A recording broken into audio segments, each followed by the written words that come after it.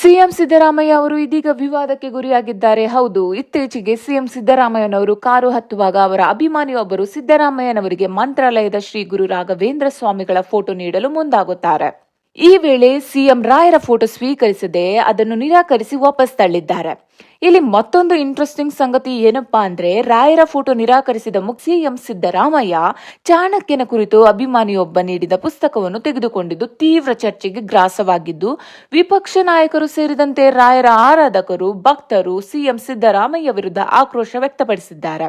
ಹೌದು, ವಿಪಕ್ಷ ನಾಯಕ ಆರ್ ಅಶೋಕ್ ಮಾತನಾಡಿ, ಸಿಎಂ ಸಿದ್ದರಾಮಯ್ಯನಿಗೆ ಹಿಂದೂ ದೇವರನ್ನು ಕಂಡರೆ ಆಗಿ ಬರಲ್ಲ, ತಿಲಕ, ನಾಮ ಹಾಗೂ ಕೃಷ್ಣನನ್ನು ಕಂಡರೆ ಆಗಿ ಬರುವುದಿಲ್ಲ, ಅವರಿಗೆ ಟೋಪಿ ಕಂಡರೆ ಮಾತ್ರ ಖುಷಿಯಾಗುತ್ತೆ ಎಂದು ಕಿಡಿಕಾರಿದ್ದಾರೆ.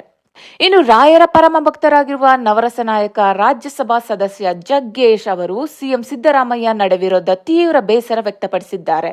ಈ ಕುರಿತು ಎಕ್ಸ್ ನಲ್ಲಿ ಪೋಸ್ಟ್ ಮಾಡಿರುವ ಜಗ್ಗೇಶ್ ಅವರು, ರಾಯರನ್ನ ಅಪಮಾನ ಮಾಡಿದ ಯಾರೂ ಉದ್ಧಾರ ಆದ ಇತಿಹಾಸವೇ ಇಲ್ಲ. ರಾಯರ ಸಣ್ಣ ಕೃಪೆ ನಮ್ಮ ಮೇಲೆ ಬೀಳಲಿ ಎಂದು ಕೋಟ್ಯಾಂತರ ಭಕ್ತ ವೃಂದ ಜಪ, ತಪ, ವೈರಾಗ್ಯ, ಉಪವಾಸದಿಂದ ಸೇವೆ ಮಾಡುತ್ತಾರೆ. ಭಕ್ತಿಯಿಂದ ಬಂದದ್ದು ಹೀಗೆ ತಿರಸ್ಕರಿಸಿದ ಪ್ರಥಮ ವ್ಯಕ್ತಿಯನ್ನು ನಾನು ನನ್ನ ಬದುಕಿನಲ್ಲಿ ಕಂಡದ್ದು. ರಾಯರಿದ್ದಾರೆ, ಎದ್ದು ಬರುತ್ತಾರೆ, ಕಾಯಬೇಕು ಎಂದು ಬರೆದುಕೊಂಡಿದ್ದಾರೆ. ಹಾಗಿದ್ರೆ ಸಿಎಂ ಸಿದ್ದರಾಮಯ್ಯ ಅವರ ಬಗ್ಗೆ ನಿಮ್ಮ ಅನಿಸಿಕೆ ಏನು ಅನ್ನೋದನ್ನು ಕಮೆಂಟ್ ಮಾಡಿ ಸ್ನೇಹಿತರೆ.